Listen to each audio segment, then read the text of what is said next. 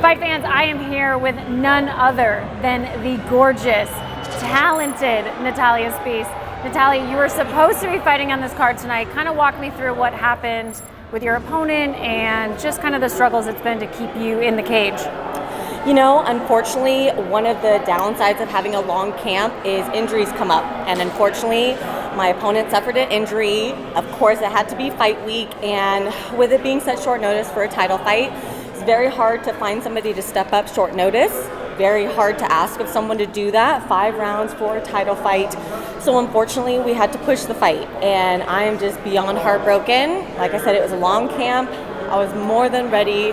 I've been waiting for this opportunity for, I feel like, almost 2 years now to get that title fight again.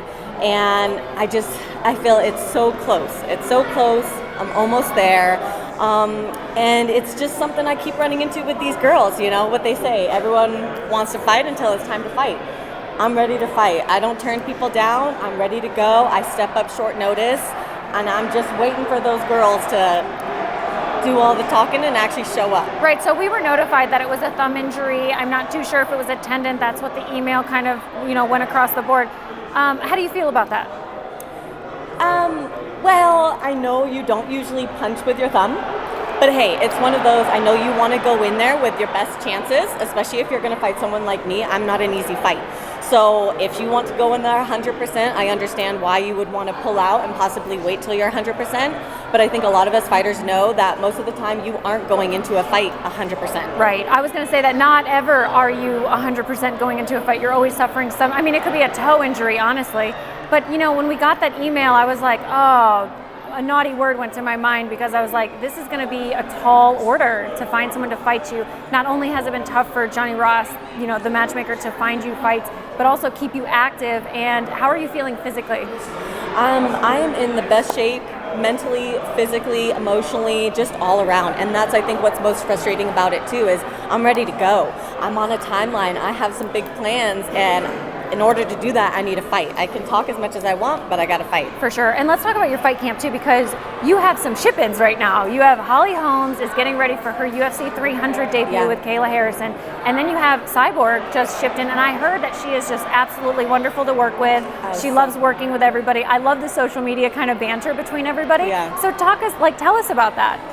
To actually be able to train with and just be around such legends is unbelievable. I actually made my amateur debut on a card Chris was co-promoting. So how crazy that it's kind of come full circle, and I'm actually now training with her. And she is the sweetest thing to be able to just be in the room with these two legends and listening to what they talk about, their experiences, the training is just beyond something I could have ever imagined, and why I love Jackson Wing so much. Do you feel that because you're at such a high level camp that you are just going to really catapult once you're able to get your foot in the cage? Absolutely. I've learned some hard lessons, but I'm glad I did it in the beginning of my career. So once I'm ready to go, we're taking off and there's no slowing me down. How long do you think you're going to have this belt for PFC? Because as long as I want it. Because once you get the gold, people have to fight you for the gold. Yeah. No, I'm keeping it. That's what it is until I feel like I'm ready to maybe move on to something bigger or better.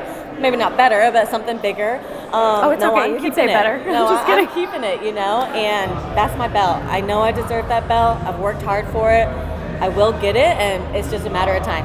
Well, we love having you here. The fans back home, you are so lucky to be able to witness this woman pioneer through her journey.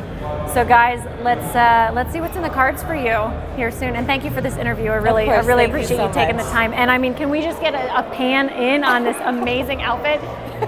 I can do the Are we gonna do some line dancing? Yeah. So we go 1, 2, 3, and 4. Oh. I know the Cotton Eye Joe. Yeah.